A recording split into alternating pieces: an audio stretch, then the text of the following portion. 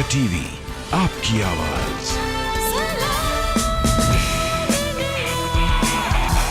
जब आप प्रधानमंत्री बने थे मोदी जी, आपको याद होगा, आपने मुझे कहा था कि पाकिस्तान को उसकी भाषा में जवाब देना चाहिए, लव लेटर लिखना बंद करना चाहिए।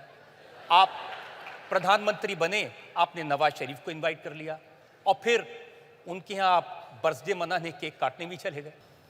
2008 में हम लोगों को 26/11 याद है, लेकिन अगर 2008 देखेंगे, शायद ही कोई महीना ऐसा गया है 2008 में जब कहीं न कहीं बड़ा बम धमाका न हुआ और बड़ी संख्या में लोग मारे न गए हो। पूरा 2008 का यही सिलसिला चलता रहा। 26/11 तो एक आखिरी टॉप था, ऐसा कह सकते हैं। इतनी सारी घटनाएं होने के बावजूद भी कुछ नहीं हुआ। और तब जाकर के मैंने कहा था ये, और शायद आपकी अदालत में मैंने एक बार कहा था कि लव लेटर लिखना बंद करो। और आपने देखा होगा वो लव लेटर लिखते थे, मोदी लड़ाकू विमान भेजता है।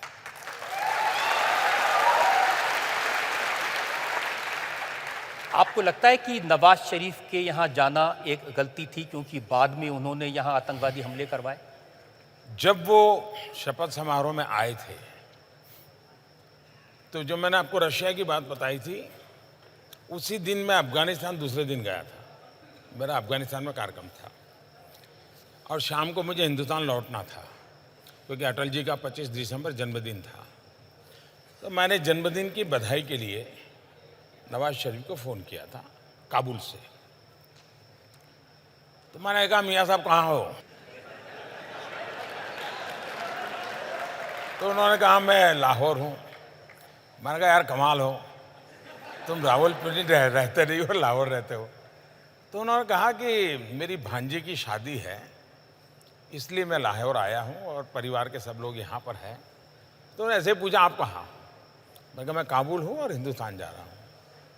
तो बोले, आप यहाँ होकर के जाइए। मैंने कहा, भाई अब अचानक तो कैसे बनाऊँगा? नहीं, बोले आप जाते हैं, बोले हम 10 मिनट के लिए मिल लेंगे, आप आइए। तो मैंने हमारे विदेश मंत्री सुषमा जी को फ़ोन किया काबुल से। मैंने उनसे कहा कि भाई मैं तो धर्म संकट में फंसा हूँ, मैंने इनको बधाई के लिए फ़ोन किया और उनका बड़ा आग्रह है और मेरा मन करता है कि जाएं तो अच्छा रहेगा, आपका क्या मत है? बोले, मुझे अच्छा लगता है कि आप ही तय करो। बाद में मैंने हमारे NSA को, SPG को, सबको बुलाया, तो सब परेशान थे कि साहब हमारे पास न वीज़ा है, न सिक्योरिटी अरेंजमेंट है, न वहाँ कोई अता पता है, सीधे जाके लैंड कर। मैंने कहा, चलो यार देखा जाएगा।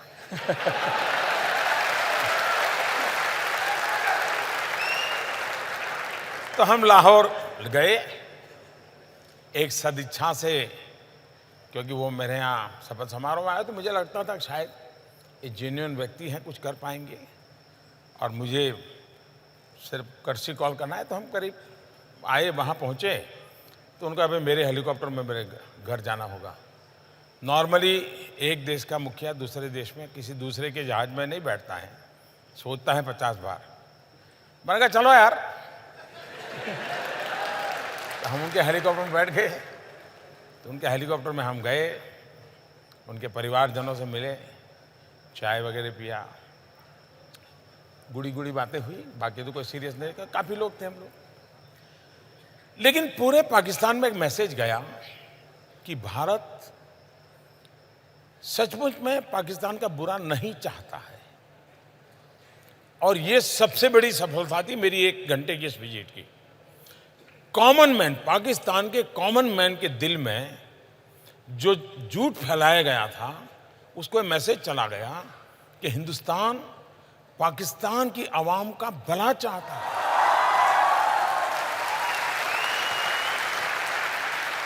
हम वापस आए, लेकिन एक ही हफ्ते में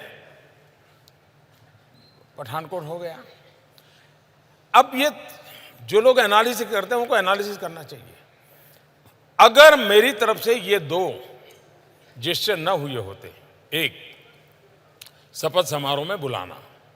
दूसरा, काबुल से आते समय कुछ समय रुक करके लाहौर में मिलना।